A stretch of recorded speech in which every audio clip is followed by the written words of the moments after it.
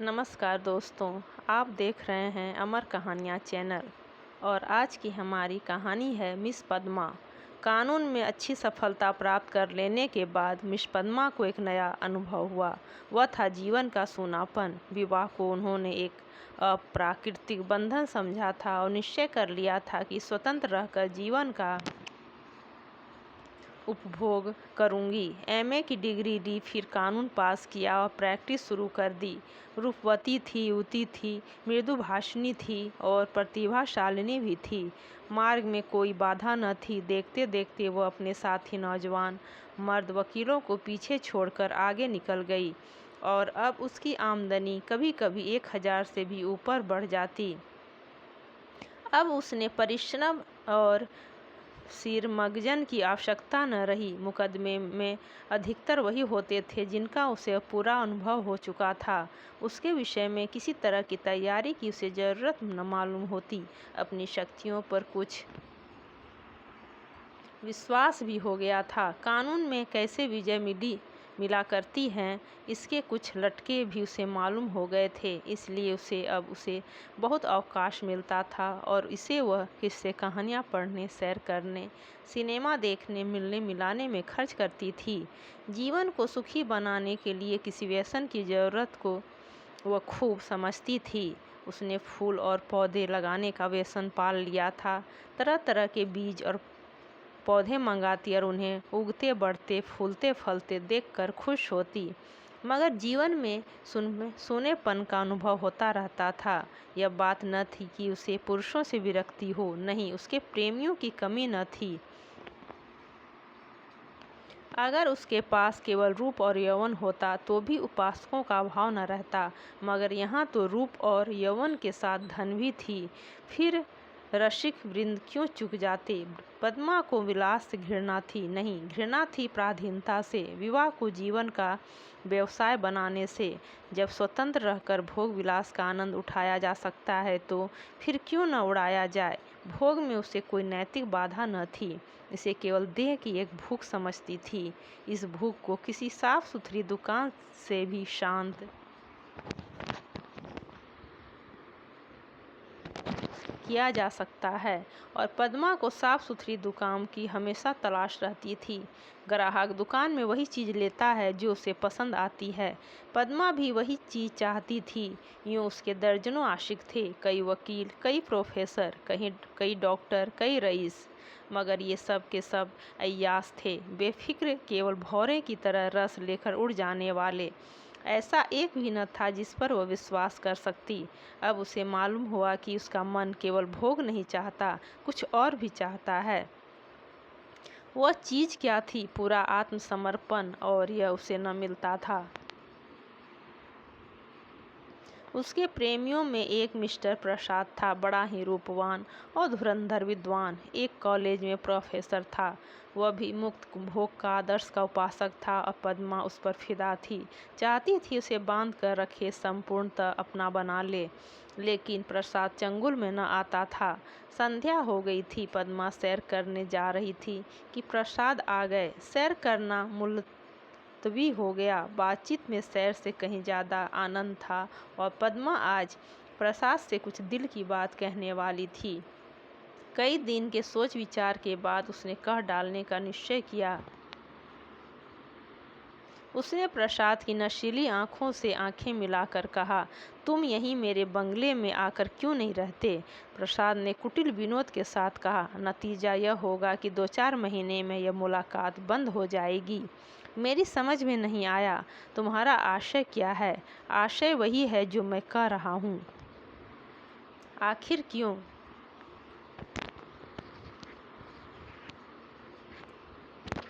मैं अपनी स्वाधीनता न खोना चाहूँगा, तुम अपनी स्वतंत्रता न खोना चाहोगी।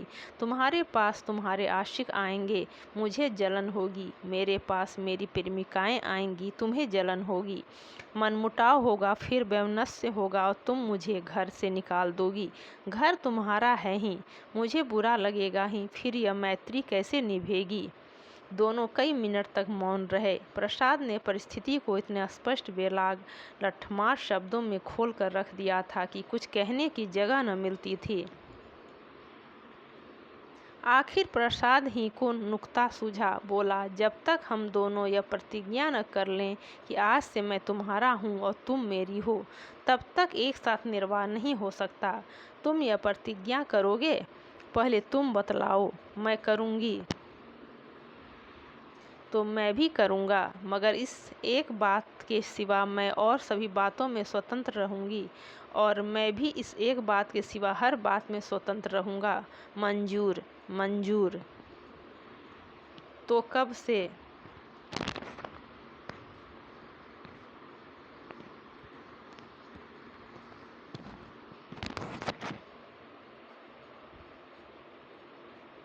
जब से तुम कहो। मैं तो कहती हूँ कल ही से तय। लेकिन अगर तुमने इसके विरुद्ध आचरण किया तो? और तुमने किया तो? तुम मुझे घर से निकाल सकती हो, लेकिन मैं तुम्हें क्या सजा दूंगा? तुम मुझे त्याग देना और क्या करोगे? जी नहीं, तब इतने से चित्त को शांति न मिलेगी। तब मैं चाहूँगा तुम्हें जलील करना, बल्कि तुम्हारी हत्या करना।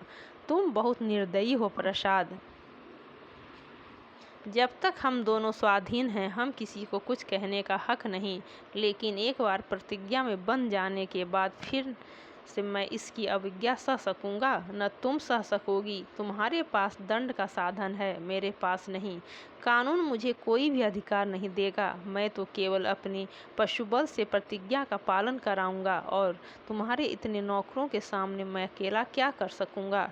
तुम तो चित्र का श्याम पक्ष ही देखते हो। जब मैं तुम्हारी हो रही हूँ तो यह मकान, नौकर चाकर और जायदाद सब कुछ तुम्हारा है। तुम दोनों जानते हैं कि ईर्ष्या से ज़्यादा घृणित कोई सामाजिक पाप नहीं है। तुम्हें मुझ में प्रेम है या नहीं मैं नहीं कह सकती, लेकिन तुम्हारे लिए मैं सब कुछ सहने, सब कुछ करने के लिए तैयार हूँ। दिल से कहती हूँ पद्मा।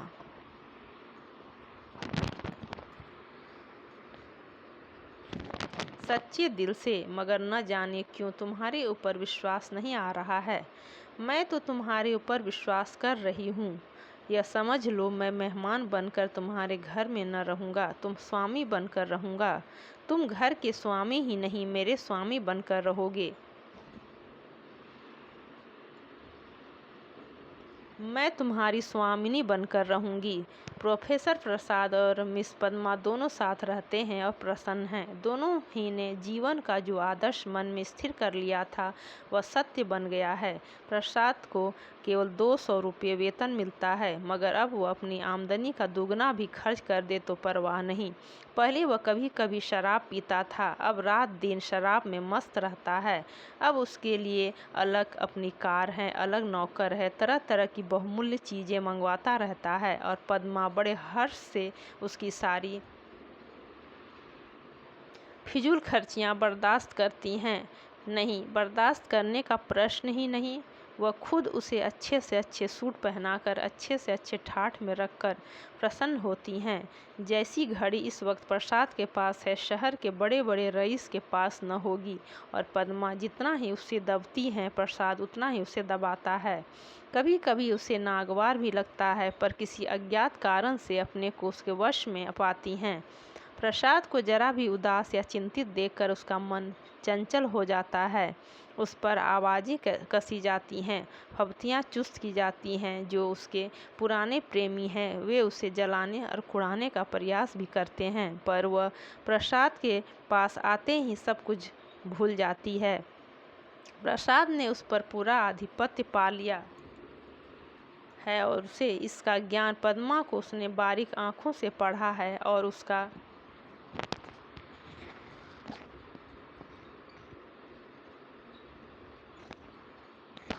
शासन अच्छी तरह पा गया है।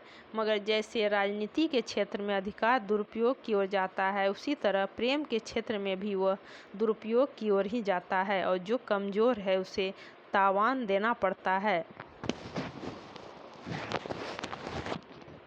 आत्माभिमानी पद्मा अब प्रसाद की लौड़ी थी, और प्रसाद उसकी दुर्बलता का फायदा उठाने से क्यों चूकता। उसने कील की पतली नोक चुभा ली थी और बड़ी कुशलता से उत्तरोत्तर उसे अंदर ठोकता जाता था, यहाँ तक कि उसने रात को देर से आना शुरू किया। पद्मा को अपने साथ न ले जाता, उससे बहाना करता कि मेरे सिर में दर्द है, और जब पद्मा घूमने जाती तो अपनी कार निकाल लेता और उड़ जाता। 2 साल गुजर गए और पद्मा को गर्व था, वह स्थूल भी हो चली थी। उसके रूप में पहले की सी नवीनता और मादकता न रह गई थी। वह घर की मुर्गी थी, साग बराबर। एक दिन इसी तरह पद्मा लौट कर आई तो प्रसाद गायब थे। वह झुंझला उठी। इधर कई दिन से वह प्रसाद का रंग बदला हुआ देख रही थी। आज उसने कुछ स्पष्ट बातें कहने का साहस बटोरा। 10 बज गए, 11 बज गए, 12 बज गए। पद्मा उसके इंतजार में बैठी थी। भोजन ठंडा हो गया, नौकर चाकर सो गए। वह बार बार उठती, फाटक पर जाकर नजर दौड़ाती। बाहर 1 बजे के करीब प्रसाद घर आए। पद्मा ने साहस बटोरा था, पर प्रसाद के सामने जाते ही उसे इतनी कमजोरी मालूम हुई। फिर भी उसने जरा कड़े स्वर में पूछा, आज इतनी रात तक कहाँ थे? कुछ खबर है? कितनी रात है? प्रसाद को वह इस वक्त असुंदरता की मूर्ति सी लगी। वह एक विद्यालय की छात्रा के साथ सिनेमा देखने गया था। बोला, तुमको आराम से सो जाना चाहिए था। तुम जिस दशा में हो उसमें तुम्हें जहाँ तक हो सके आराम से रहना चाहिए। पद्मा का साहस कुछ प्रबल हुआ। तुमसे पूछती हूँ, उसका जवाब दो मुझे।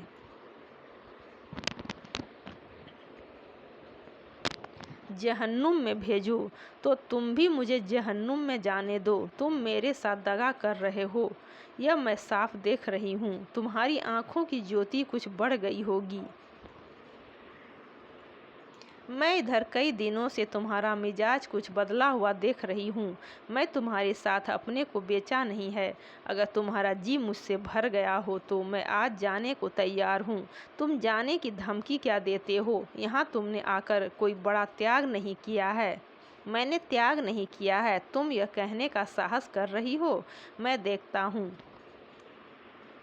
तुम्हारा मिजाज बिगड़ रहा है। तुम समझती हो मैंने इसे अपंग कर दिया, मगर मैं इसी वक्त तुम्हें ठोकर मारने को तैयार हूँ। इसी वक्त पद्मा का साहस जैसे बुझ गया था। प्रसाद अपना ट्रंक संभाल रहा था। पद्मा ने दीन भाव से कहा, मैंने तो ऐसी कोई बात नहीं कही जो तुम इतना बिगड़ उठे।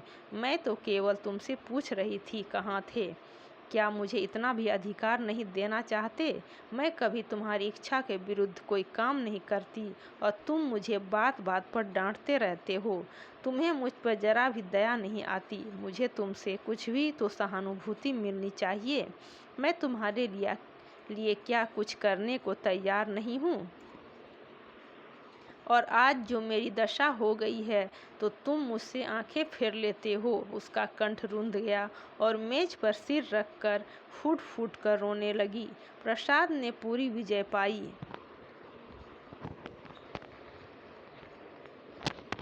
पद्मा के लिए मातृत्व अब बड़ा ही अप्रिय प्रसंग था। उस पर चिंता मंडराती रहती। कभी कभी वह भय से कांप उठती और पछताती। प्रसाद की निरंकुशता दिन दिन बढ़ती जाती थी। क्या करे क्या न करे, गर्व पूरा हो गया था।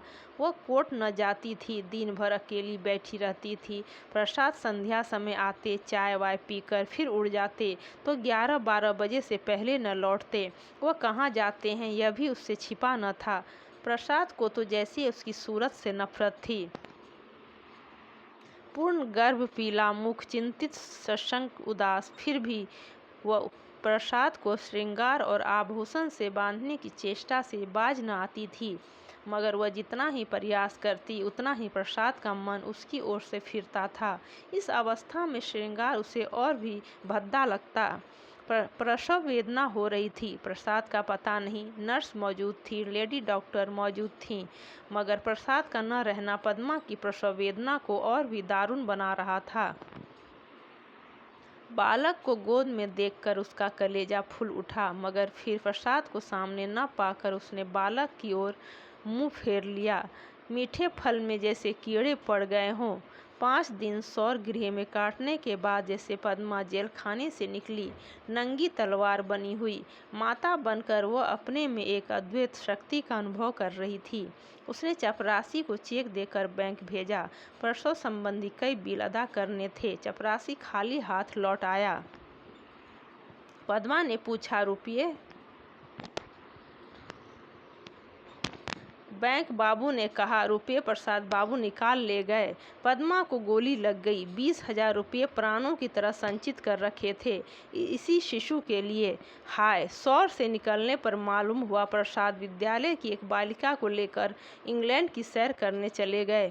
झल्लाई हुई घर में आई, प्रसाद की तस्वीर उठाकर जमीन पर पटक दी और उसे पैरों से कुचला। उसका जितना सामान था उसे जमा करके दिया, सलाई लगा दी और उसके नाम पर थूक दिया। 1 महीना बीत गया था। पद्मा अपने बंगले के फाटक पर शिशु को गोद में लिए खड़ी थी। उसका क्रोध अब शोकमय निराशा बन चुका था। बालक पर कभी दया आती, कभी प्यार आता, कभी घृणा होती। उसने सड़क पर देखा एक यूरोपियन लेडी अपने पति के साथ अपने बालक को गाड़ी में बिठाए लिए चली जा रही थी। उसने हसरत भरी आंखों से उस खुशनसीब जोड़े को देखा और उसकी आंखें सजल हो गईं।